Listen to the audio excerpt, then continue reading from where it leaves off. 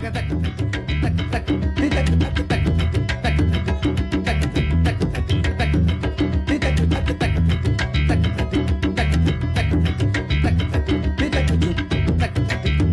to the sixth episode of Entresophy, Ajay. Always a pleasure to come back and chat about all things entrepreneurship and philosophy. How long has it been? Six weeks. It's been 6 weeks. We promised the listeners that we'll do it a little bit more often, but we are doing what we can. This is as often as, yes. That's right. This podcast is going to be, or this episode of the podcast is going to be a little bit more, hopefully, fun. It's going to be about how our extracurricular activities and how that sort of affects our entrepreneurship journey, helps, supports it, but also gives us respite when there are downturns, things like that. So this is more discussion around how sports or extracurricular activities that we do have an impact. That's right. Perhaps it's helpful for folks to also get some perspective on how much of non-entrepreneurial aspect of this helps with the entrepreneurial aspect. And I think sports in some sense is perhaps the most rejuvenating exercise that I have sort of come to be. We have tried so many things.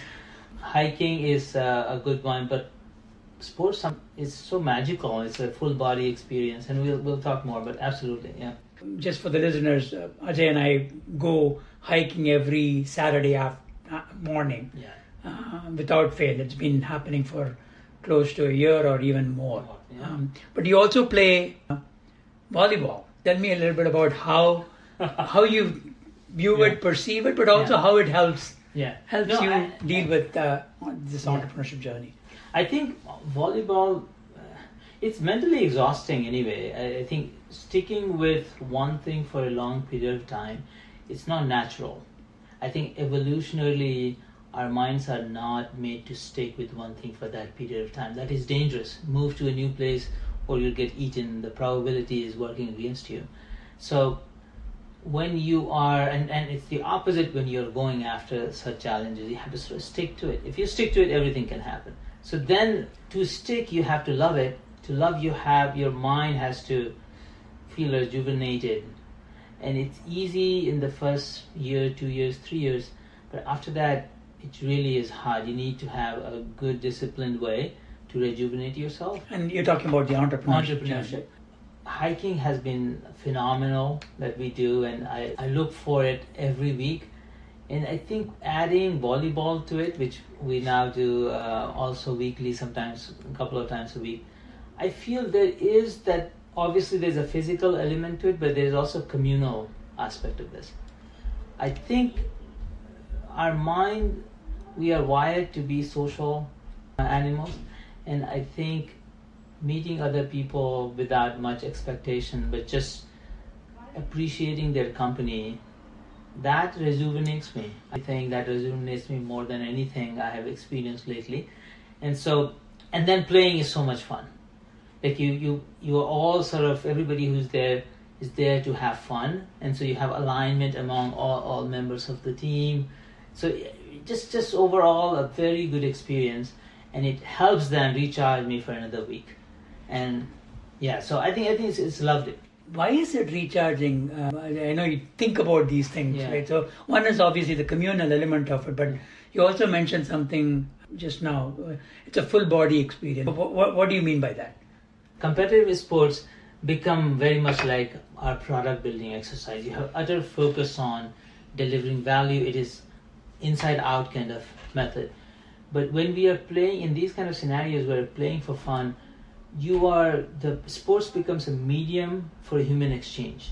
So example being, if somebody spikes, we set it for him spikes, it feels like we have all spiked the ball together.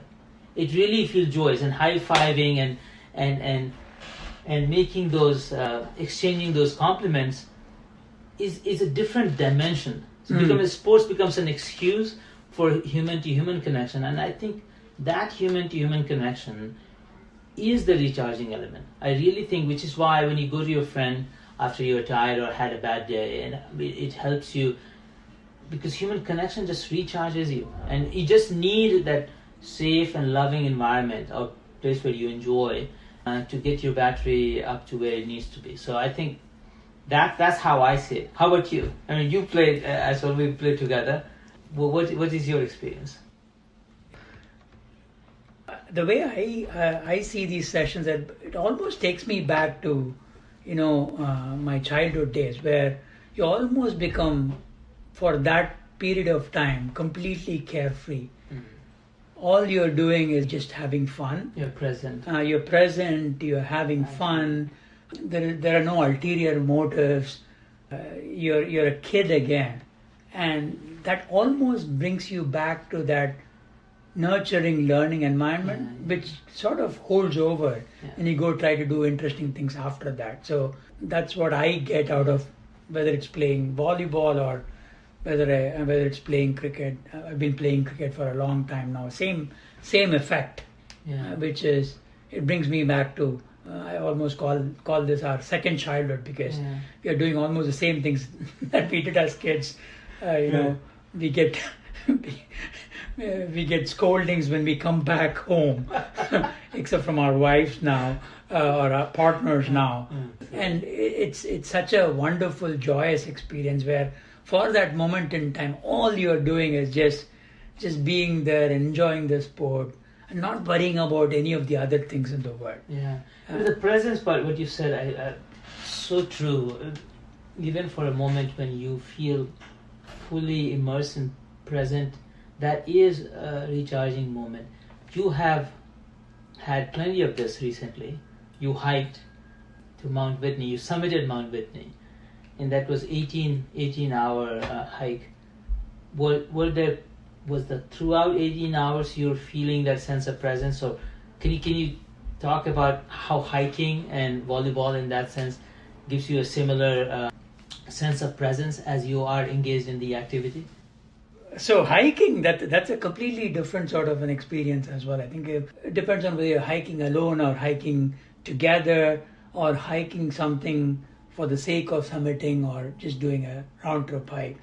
But in fact, I wrote down things in preparation for this episode, which we never do. But I wrote down what are some of the things that cross over from, say, hiking have in common. Right? So some of those I found very, very interesting. At least when I was hiking Mount Whitney, the thing that kept coming back to me was I had a backpack, and it was a strenuous 18-hour hike. I had a backpack. It was very heavy. I quote unquote overpacked because I didn't quite know what the right amount of food to pack was. I wasn't quite sure. This is my first time doing Mount Whitney. And so the one lesson that I thought that was interesting, sort of excess can weigh you down. Right? I think excess of any kind. Excess of any kind, right? Which is true in entrepreneurship as well. I mean, you have to retain focus, and you have to sort of peel away the layers of an onion, or like take away the bells and whistles. Yeah.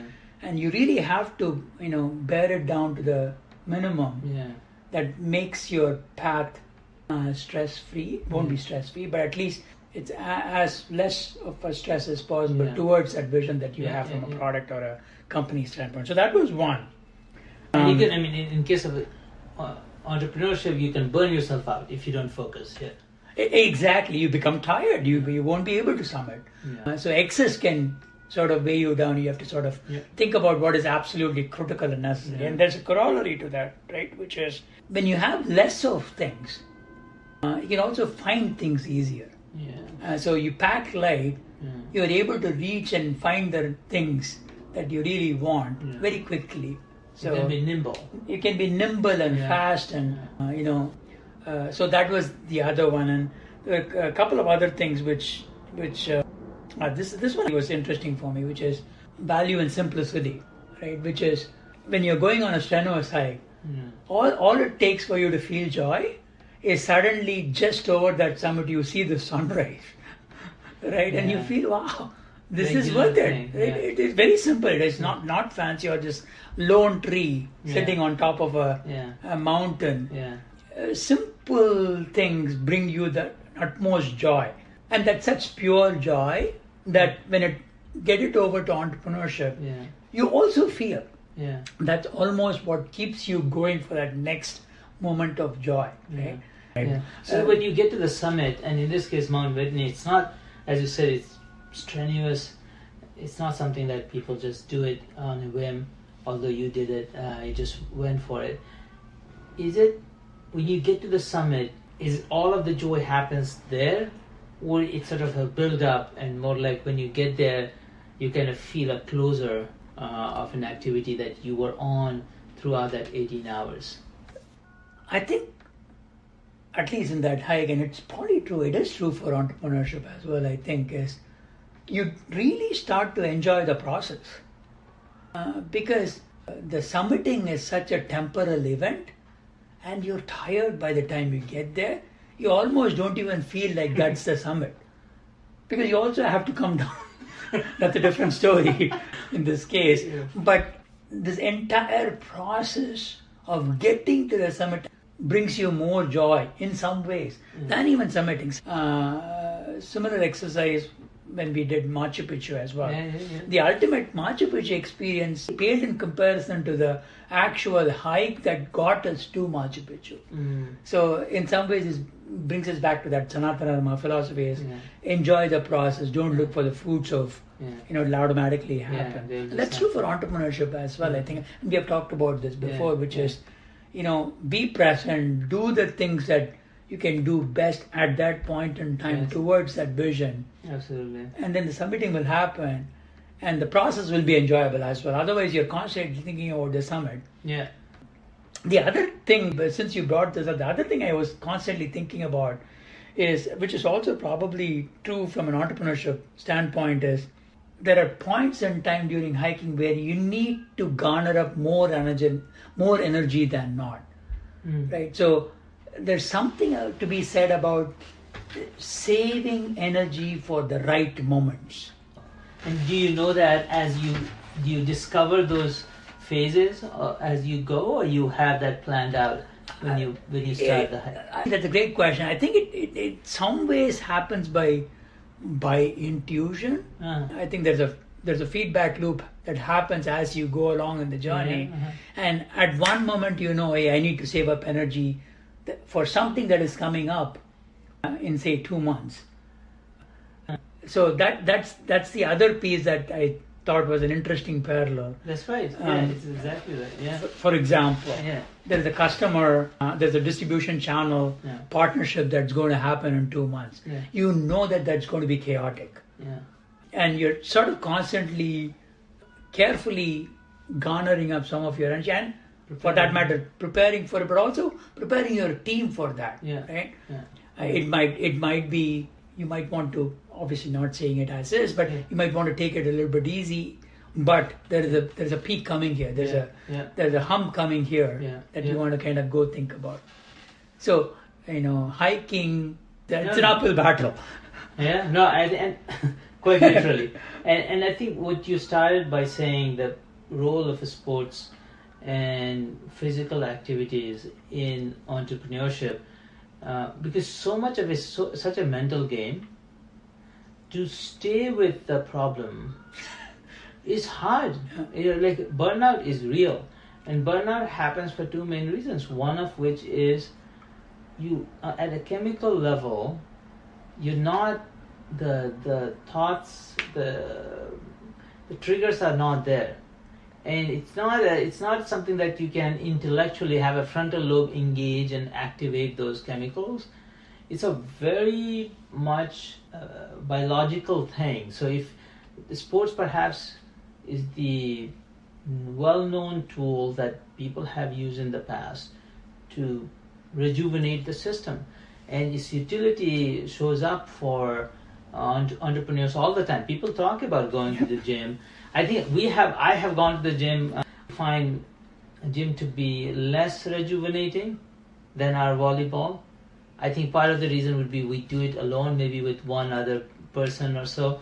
But with a sports, any sports where you have multiple people involved, there are some days are good for, at least even if one person is having a great day and they come with that smile on their face, that can be infectious for the entire group. And that's where perhaps it is different from a regular gym activity. But hiking is phenomenal. Also in terms of the time over which you need to do it. As you said, you save up, you do it, and also like there's every time when we do it on the Saturday, we have that phase, right, where we have switchbacks, Narayan. We have switchbacks. Yeah. And every time I think this time it will feel different, but you in relative terms it feels the intensity is always there. But you have now pattern matched it. You know how it's gonna feel when you hit that fourth switchback, and then you have this straight line. So that assurance that comes from experience is critical to manage your thought process as you're going through it, right? And so sometimes when it is hard the first year, and then you kind of have gone through some experiences, you say, okay, I know how it feels like. I know the other side would feel like. Let's just stay the course. That's interesting. I never knew you thought about those switchbacks. And why don't you share with others also your technique of running downhill? Like how unnatural it is. You run downhill. And I've been trying to do it for a year now. I still cannot figure out how you run downhill so smoothly, and when the gravity is pulling you down.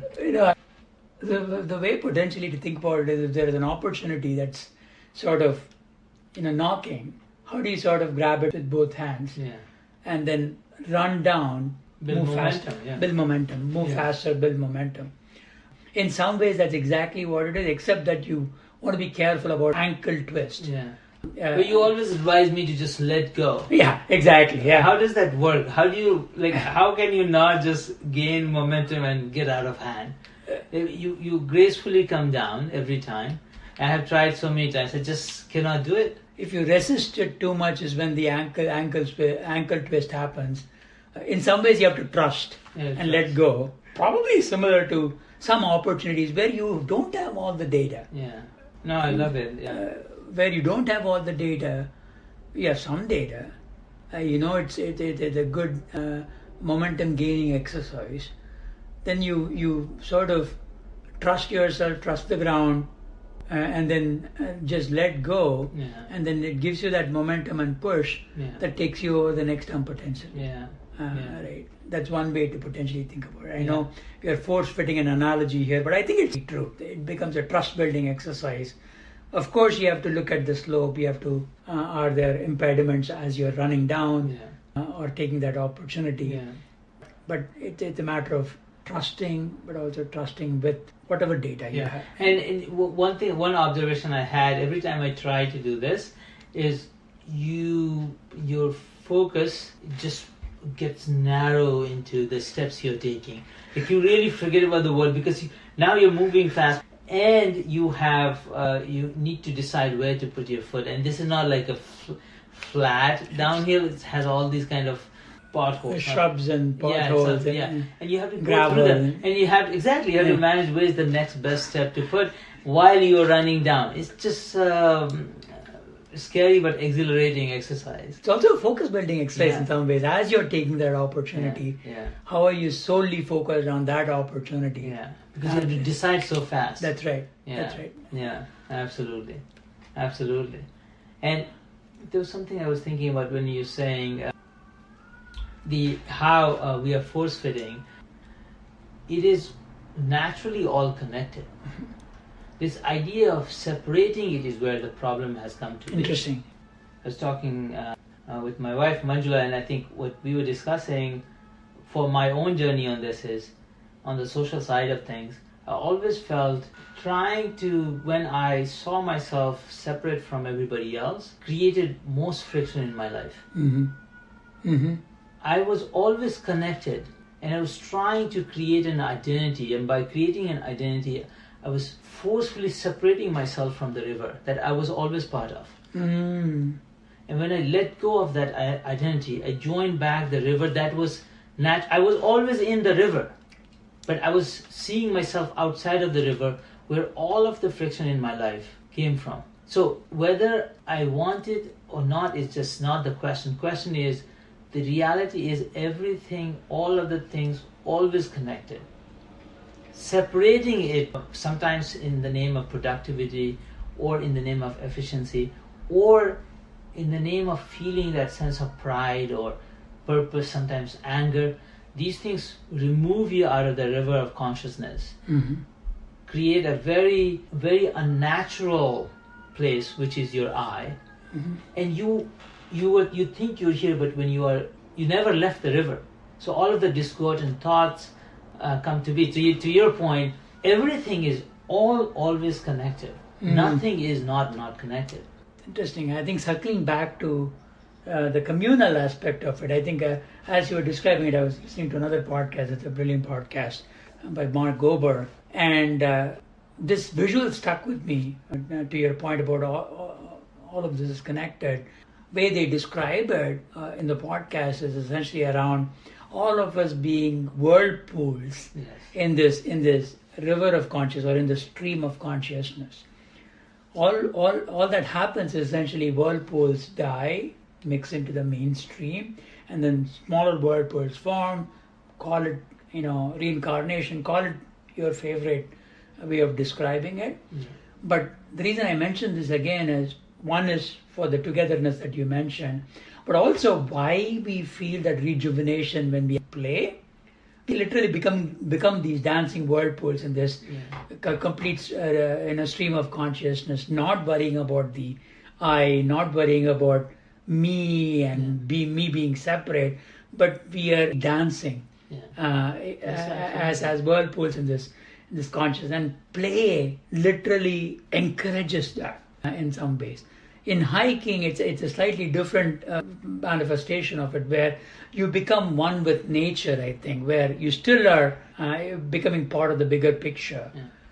So both of those are interesting ways of how potentially we get rejuvenated, I think. Absolutely. Right? It's like attaining your natural state of being. That's right. Yeah. So you feel all of the friction is gone, and the river is just taking you to a beautiful place. I think that is a good place to end this. This is very nice. With that note, I'm hoping all of the listeners who are listening to our podcast, it seems to be growing interestingly. Hopefully, you get to choose your own play or choice activity that makes you become one with the bigger being, or the one with the being.